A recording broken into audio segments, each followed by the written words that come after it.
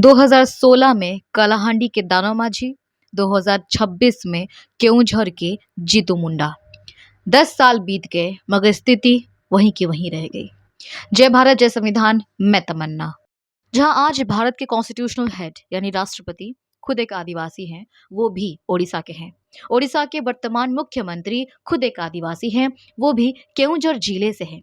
तो फिर आज ये केओंझर जिले का ये खबर कोई सी वायरल खबर बन के नहीं बल्कि एक विश्व को स्तब्ध करने वाला विषय बन चुका है। जहां एक आदिवासी व्यक्ति अपने बहन के डेथ सर्टिफिकेट नहीं बना पाए तो उन्होंने अपने बहन के कंकाल को ही उठाकर बैंक में पेश कर दिया as a proof of her death to withdraw 20,000 rupees from her account.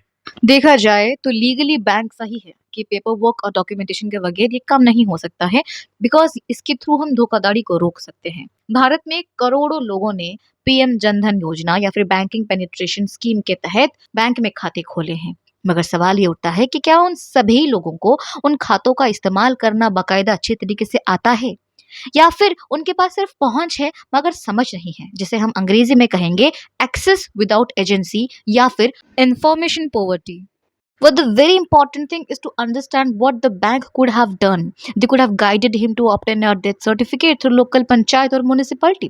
Or they could have coordinated Bank Mitra or BC agent for door-to-door assistance. They could have helped him identifying legal hires via local verification, sarpanch or ward member. Or simply they could have linked him with the district administration for document facilitation camp. But they chose to do nothing. And very importantly अगर हम भारतीय संविधान के अनुच्छेद 21 को देखें then it also talks about dignity of person even after her death. So legal नज़रिए से देखा जाए तो जीतू मुंडा का ये काम टेक्निकली डेसेक्रेशन ऑफ द ग्रेव माना जा सकता है under section of the BNS which was formally IPC section 297. But here the authorities have largely treated Jitu Munda with empathy rather than prosecution because he had no criminal intent, that is, mens rea. He did it because it was out of extreme frustration, illiteracy and administrative failure.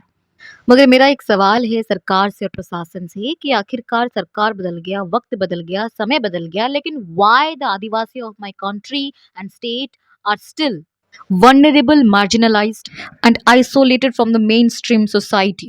और कब तक ये cognitive exclusion जारी रहेगा?